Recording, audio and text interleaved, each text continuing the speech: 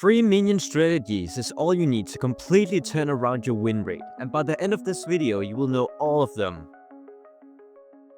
Freezing lanes is a strategy where you freeze the minions to stay in a specific area for your benefit.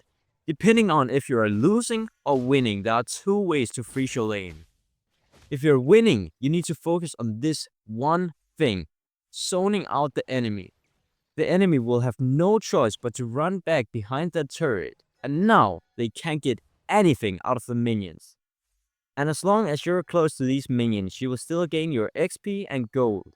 So don't kill any minions and just wait until the minions slowly kill each other.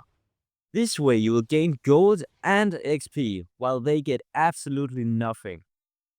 On the other hand, if you're losing, you do not want to be far away from your tower, because you will be absolutely destroyed. You want the minions to be close to you, so you won't be destroyed. And so you can take the minions in safety. What you want to do is keep the last minion and stop it right before it enters your tower. This way, when the next minion wave comes, all the minions will come straight to you and you don't have to enter any fights.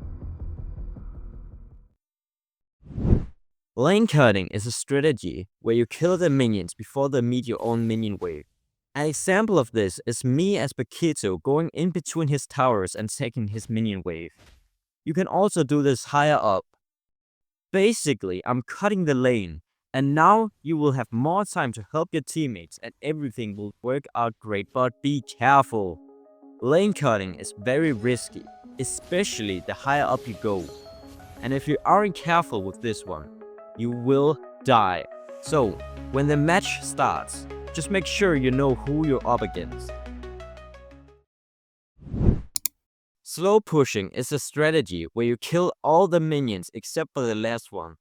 This will over time create a massive group of minions that will take down every tower in its way.